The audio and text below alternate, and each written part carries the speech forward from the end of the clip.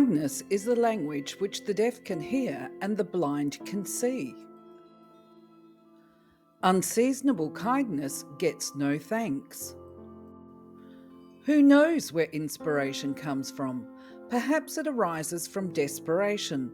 Perhaps it comes from the flukes of the universe, the kindness of the muses. I feel no need for any other faith than my faith in the kindness of human beings. I am so absorbed in the wonder of the earth and the life upon it that I cannot think of heaven and angels. Kindness is something that I feel is leaving us a little bit. People are getting more self-involved. Just imagine how different the world could be if we all spoke to everyone with respect and kindness. The end result of kindness is that it draws people to you. The truth has never been of any real value to any human being. It is a symbol for mathematicians and philosophers to pursue. In human relations, kindness and lies are worth 1,000 truths. There's no use doing a kindness if you do it a day too late. I will say that as I get older and calmer and quieter in my own self, the one quality in a woman that I find more and more attractive is kindness. A sense of adventure and humour is important too, but I truly find kindness and consideration for others to be the most attractive thing in anyone. Many men fail because they do not see the importance of being kind and courteous to the men under them. Kindness to everybody always pays for itself, and besides, it's a pleasure to be kind. One of my great regrets, and I don't have many, is that I spent too long putting people's status and reputation ahead of their more important qualities. I learned far too late in life that a long list of letters after someone's name is no guarantee of compassion, kindness, humour, all the far more relevant stuff. In the context of interfaith encounter, we need to bring to the surface how our actual beliefs shape what we do, not simply to agree that kindness is better than cruelty.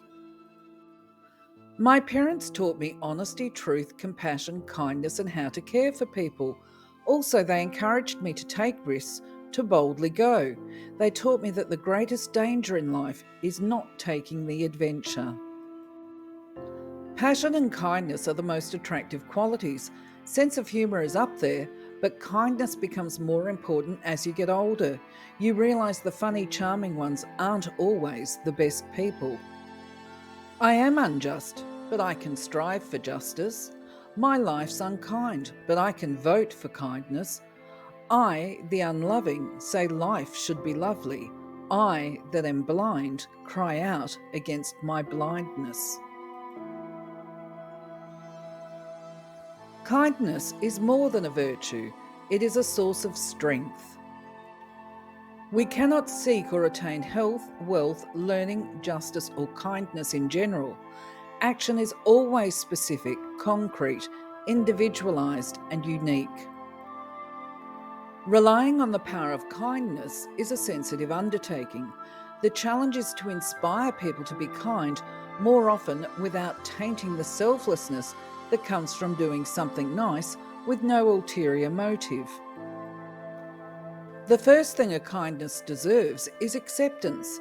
The second, transmission. I have long believed that there are fundamentally two forces or emotions that drive our decisions: love and fear. Love has its many manifestations: compassion, gratitude, kindness, and joy.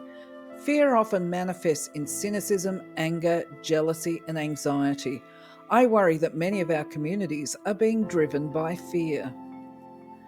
In the school of mortality, we experience tenderness, love, kindness, happiness, sorrow, disappointment, pain, and even the challenges of physical limitations in ways that prepare us for eternity. A mistake made by many people with great convictions is that they will let nothing stand in the way of their views, not even kindness.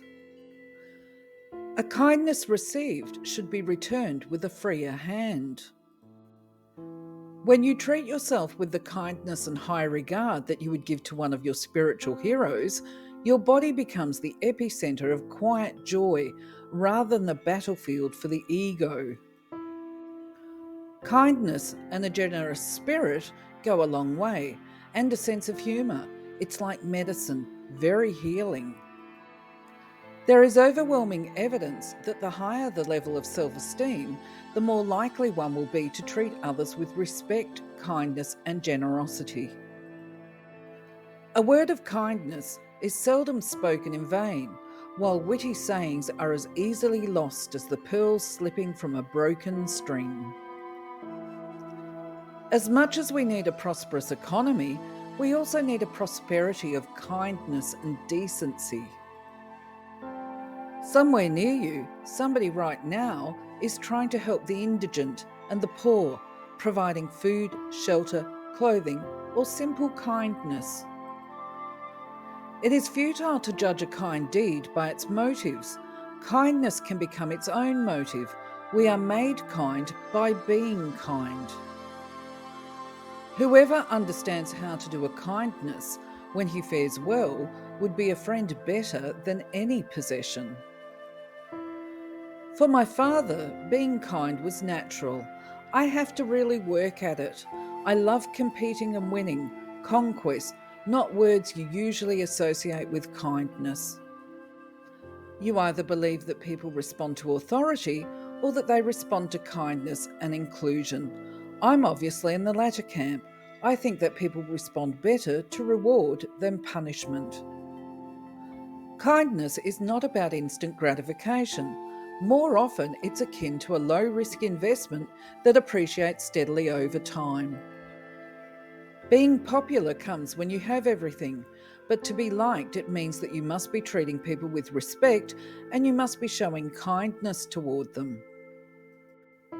I think the associations people have with kindness are often things like meekness and sweetness, and maybe sickly sweetness, whereas I do think of kindness as a force, as a power. Instead of showing strangers kindness and giving them the benefit of the doubt, we increasingly show them only fear, and that is bad for us and them.